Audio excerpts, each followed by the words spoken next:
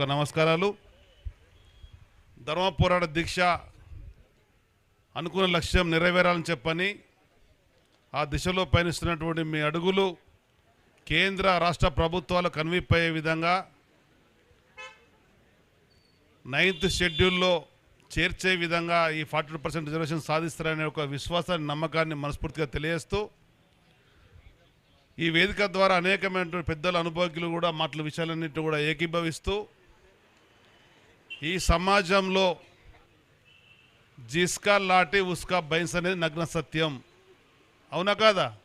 మరి సపోర్ట్ కొట్టలేదా? ఆ విధంగా ఉన్నటువంటి దాన్ని మీరు అన్ని విధాలుగా ముందు తీసుకెళ్లడంలో కొన్ని ఉదాహరణలు మీకు చెప్పదలుచుకున్నా.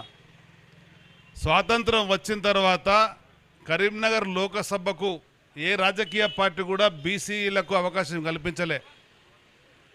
అక్కడ ఉన్నటువంటి వాతావరణం దృష్టి పెట్టుకున్నటువంటి ఆనాటి టీడీపీ జాతీయ అధ్యక్షులు చంద్రబాబు నాయుడు గారు ఒక యువ నాయకునికి బీసీ నాయకుని అవకాశం ఇచ్చినట్టయితే ఆదరిస్తారనే ఒక నమ్మకంతో అవకాశం కల్పిస్తా అన్నాడు. ఈ వేదిక మీద ఉన్నటువంటి మిత్రులతో పాటు కరీంనగర్లో ఉండే ప్రతి బీసీ బిడ్డ కూడా అవకాశం నాకు వచ్చిందని భావిస్తే ఈ రమణ కరీంనగర్ లోకసభకి వెళ్ళి ఏనాడు ఢిల్లీ చూడనటువంటి వ్యక్తి కూడా ఢిల్లీ వెళ్ళగలిగిండు అని చెప్పంటే ఆనాడు కరీంనగర్ లోకసభలో ఉండేటువంటి బీసీల ఐక్యత అని చెప్పి మనం చూస్తున్నా.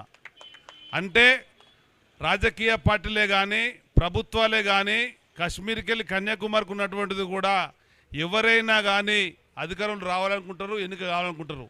దానికి ప్రధానమైన కారణం ఇవాళ మనం చూసినట్టయితే నేను 96లో లోక్సభకి వెళ్ళిన తర్వాత కాంగ్రెస్ పార్టీకి వెళ్ళి పొన్నం ప్రభాకర్ గారికి ఇవ్వడం జరిగింది. పొన్నం ప్రభాకర్ గౌడ్ గారు 2009లో కరీంనగర్ లోక్సభకి వెళ్ళి ఎంపీ అయ్యిండు.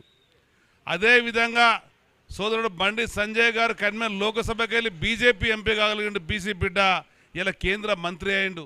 అంటే మనం ఒక పట్టుదలతోని ఒక కసితోని వచ్చినటువంటి అవకాశాల గురించి నిరంతరం పోరాడినట్టయితే తప్పకుండా ఎదగొచ్చు అని చెప్పని కరీంనగర్ లోకసభని అన్నాడు పెద్దలు ఆర్ కృష్ణయ్య గారు, శ్రీనివాస్ గౌడ్ గారు, గుజకృష్ణ గారు, కరీంనగర్ జిల్లాలో ఉండేటువంటి ప్రతి కార్యకర్త కూడా పనిచేయడం వల్ల సాధించడానికి అనుగుణంగా నేను కూడా ఎంపీ అయిన తర్వాత కేంద్రంలో ఉండేటువంటి ఆనాడు మంత్రిగా స్వర్గీయ ఎర్రంనాయుడు గారిని పట్టుకొని ప్రధానమంత్రి గారి దగ్గర ఆర్ కృష్ణయ్య గారి పేరుని మనం ఆనాడు అపాయింట్మెంట్ తీసుకున్నాం. అంతవరకు ఎప్పుడు కూడా అక్కడ ఉండేటువంటి పార్లమెంట్ సభ్యుల పేరు మీదనో మంత్రుల పేరు అపాయింట్మెంట్ ఉండే. మొట్టమొదటిసారి కరీంనగర్ లోకసభ సభ్యుని ఎన్నికైన తర్వాత నేను ఏ ఆర్ కృష్ణయ్య గారు బీసీ బిడ్డల వాళ్ళ ఎంపీ అయినో వారి నాయకత్వంలోనే ప్రధానమంత్రి కలిసినాం. వారి నాయకత్వంలో అనేక కార్యక్రమాలు చేసుకొని కూడా ఆ విధమైన ఫలితాలు పొందినాం. ఇవాళ నేను మీకు చెప్పేటువంటి విషయం ప్రధానమైనటువంటిది కాంగ్రెస్ పార్టీ దేశంలో ఉన్నటువంటి పరిస్థితికి అనుగుణంగా ఆలోచన చేసుకొని జిస్కా ఆబాది ఉత్నా ఇస్తా అని చెప్పన్నది. అంటే ఆ పార్టీ అధికారంలోకి రావాలంటే ఏ వర్గాలకైతే ఇవాళ మాకు న్యాయం జరగడం లేదని భావిస్తున్నారో అటువంటి వర్గాలు వాళ్ళు ఆకట్టుకునే విధంగా కూడా ఒక నిర్ణయాన్ని తీసుకున్నారు. ఏది ఏమైనా కానీ ఏ రాజకీయ పార్టీనా కానీ తీసుకున్నప్పుడు దానివల్ల వాస్తవంగా జరిగేటువంటిది ఏంటిదని చెప్పని గమనించుకొని ఏ రాజకీయ పార్టీలు అయితే ఉంటారో ఇవాళ దత్తన్న గారు కానీ, బండి సంజయ్ గారే కానీ, అరవింద్ గారే కానీ, ఈటల రాజేంద్ర గారు కానీ ఏ విధంగా బీజేపీలో ఎదుగుతున్నటువంటి నాయకత్వం ఉన్నదో, అదేవిధంగా కాంగ్రెస్ పార్టీలో ఉన్నదో, అదేవిధంగా టీఆర్ఎస్లో ఉన్నదో, వివిధ రాజకీయ పార్టీలు ఉండేటువంటి వాళ్ళు ఆ పార్టీ సిద్ధాంతాలకు కానీ ఆ నాయకుల ఆశయాలకు అనుగుణంగా ముందుకెళ్ళే అవసరం ఉంది. కానీ దానికి అనుగుణంగా బీసీల అంశం వచ్చినప్పుడు రాజకీయ పార్టీ పక్కన పెట్టాలి, బీసీ జెండా ఎత్తుకోవాలి, అప్పుడే న్యాయం జరుగుతుందని చెప్పని మీకు మనవి చేస్తుందా. ఆ విధంగా మీరు చేసేటువంటి ధర్మ పోరాట దిశకు అనుగుణంగా రాబోయే కాలంలో ఏ కార్యక్రమం చెప్పట్టినా కానీ గల్లీకెళ్ళి ఢిల్లీ వరకు మన జరిగినటువంటి కార్యక్రమాలలో కూడా జగిత్యాలలో కూడా ఏ విధంగా అయితే హైదరాబాద్ తెలంగాణ రాష్ట్రంలో ఏర్పడే జేఈసీకి అనుగుణంగా జగిత్యాల కూడా ఏర్పడేటువంటి వాళ్ళు మేము హైదరాబాద్ వెళ్తామంటే కూడా పంపించడంలో నా వంతుగానే కొంత సహకారం కూడా చేసిన.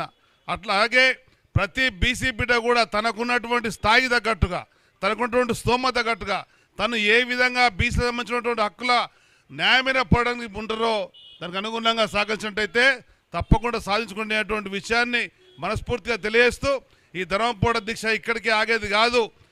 ప్రభుత్వం ఇచ్చినటువంటి హామీలకు అనుగుణంగా ఎన్నికల మేనిఫెస్టో హామీలు ఏవైతే ఉన్నాయో అది రాష్ట్ర ప్రభుత్వమైన కేంద్ర ప్రభుత్వమైన వాటి అమలు కొరకు బీసీలలో ఉండేటువంటి పార్లమెంట్ సభ్యులను కానీ బీసీలలో ఉండే శాసనసభ్యులను కానీ మీరు పిలువండి, మాట్లాడండి. కేంద్ర ప్రభుత్వం బీజేపీ ఎన్డీఏ ఏ విధంగా ఎన్నికల్లో హామీ ఇచ్చింది, ఇచ్చినటువంటి హామీలను ఏ విధంగా వాళ్ళు అమలు చేస్తున్నారు, ఆ అమలు తీరుగా చర్చ పెట్టండి. అదేవిధంగా రాష్ట్రాలలో ఉండేటువంటి ప్రభుత్వాలు ఆ పాటించినటువంటివి కూడా తెప్పించుకోండి. దానికి అనుగుణంగా వాళ్ళని పిలవండి.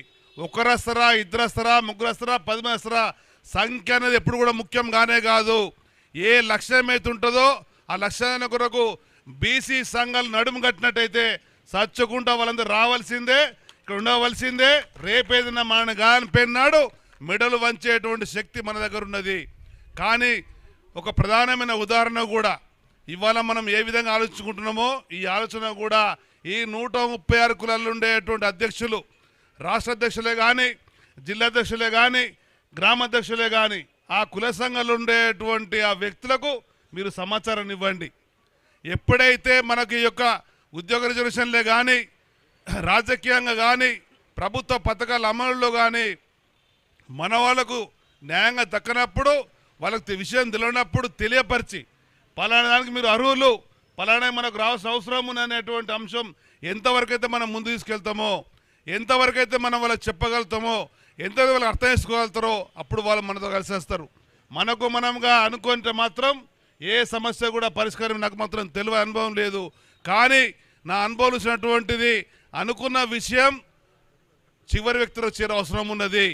ఎప్పుడైతే చివరి వ్యక్తి కార్యముఖుడైతాడో సాధించవచ్చు. దానికి అనుగుణంగానే 30 ఏళ్లలో ఈ రమణ ఎమ్మెల్యే కాగలిగిండు, మంత్రి కాగలిగిండు, లోకసభ సభ్యుడు కాగలిగిండు, టీడీపీ స్టేట్ ప్రెసిడెంట్ కాగలిగిండు, ఇవాళ ఎమ్మెల్సీగా ఉండగలిగిన అంటే బీసీలలో ఉండేటువంటి కసిని, బీసీలలో ఉండేటువంటి పట్టుదలను తోటి కులాల వాళ్ళని కలుపుకొని, తోటి నాయకత్వాన్ని కలుపుకొని, తోటి పట్లను కలుపుకొని వాళ్ళు ఎదగలిగినని చెప్పిన అవసరం వచ్చినప్పుడు నా వరకు నేను సాయం చేయగలుగుతున్నాను చెప్పంటే ఆ విధంగా ఎదిగిన కనుక, ఆ విధంగా స్థాయి పెంచుకున్న కనుక ఏ కార్యక్రమం చేయగలుగుతున్నా.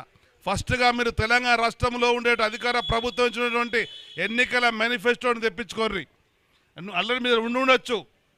వాటికి అనుగుణంగా కాంగ్రెస్ పార్టీ ఎమ్మెల్యేలను, కాంగ్రెస్ పార్టీ ఎమ్మెల్సీలను, ప్రతిపక్ష పార్టీ ఎమ్మెల్సీలను పిలవండి. దానికి అయ్యేటువంటి ఖర్చులు ఏమైనా ఉంటే నా వంతు కూడా నేను సహకరిస్తా. కనుక మీరు ఆ రౌండ్ టేబుల్ సమావేశం పెట్టి అందరిని పిలిచి మీరు నాయకత్వం కూర్చొని ఇగో ఈ ఇచ్చినటువంటి హామీలు ఇవన్నీ ఉన్నాయి, ఇవన్నీ హామీలలో 22 నెలల పరిపాలన సాగిపోయింది, ఈ 20 నెలల పరిపాలన సాధించింది ఇది, సాధించవలసింది ఇది. నువ్వు అసెంబ్లీలో మాట్లాడతావా, కౌన్సిల్లో మాట్లాడతావా, సెక్రటరియట్ పోతావా, ముఖ్యమంత్రి ఇంటికి పోతావా, మనం తెలుసుకుంటాం, మాకు తెలియదు. ఇవి ఇచ్చిన హామీకి అనుగుణంగా ప్రభుత్వం అధికారంకి వచ్చింది. వచ్చినటువంటి ప్రభుత్వం ఇవ్వవలసిందైన విధంగా కూడా మీరు కార్యముఖులు కానీ దానికి అనుగుణంగా అర్ధరాత్రి అయినా అపరాత్రి అయినా అసెంబ్లీ అయినా కౌన్సిల్ అయినా కానీ ఈ బీసీ బిడ్డగా ఎల్రమ్మ మీ వెంటుంటారని చెప్పని కూడా మనసారా మీకు తెలియజేసుకుంటూ మీరు చేపట్టినటువంటి ధర్మ పోరాట దీక్ష ఇది న్యాయమైంది. ఇది మన వాళ్ళకు ఉండేటువంటి ఆకాంక్షకు అనుగుణంగా ఉన్నటువంటి అంశాలు కనుక వీటన్నిటిని మీరు ప్రాతిపదికగా తయారు చేసుకోండి. రాబోయే కాలంలో కూడా ఎవరైతే ఇన్నేళ్ళుగా మనకు పని చేసి పెట్టినరో, ఎవరైతే ఇన్నేళ్ళుగా మన హక్కులు చేర్చుకున్నారో, ఎవరైతే మన వెంట ఉన్నారో వాళ్ళని కూడా మనం మరవకూడదు. దానికి అనుగుణంగా రాబోయే కాలంలో మనకు ఉండేటువంటి ప్రధాన డిమాండ్లను కూడా ఒకనాడు మనం చూసినాం. రాజకీయంగా తెలంగాణ రాష్ట్రంలో బీసీలకు అవకాశం రావాలని ఆనాడు తెలుగుదేశం పార్టీ ఒక నిర్ణయం చేసుకున్నది. పెద్దలు ఆర్ కృష్ణయ్య గారిని ముఖ్యమంత్రి అనేటువంటి ప్రకటన చేసి కూడా ముందుకెళ్ళేటువంటి పని. కానీ బలహీన వర్గాల ఆలోచన లేకుండే, ఓటర్లలో ఆలోచన లేకుండే, ఓటర్లలో మనం తీసుకెళ్ళలేదు కనుక మనం రీచ్ కాలేకపోయినాం. ఒకవేళ ఓటర్లో తీసుకువెళ్ళినట్టయితే మనం బీసీ బిడ్డగా ఆర్ కృష్ణయ్య గారిని ముఖ్యమంత్రి అనేటువంటి తప్పన మనం వచ్చినట్టయితే తప్పకుండా సాధించుకునేటువంటి వాళ్ళం.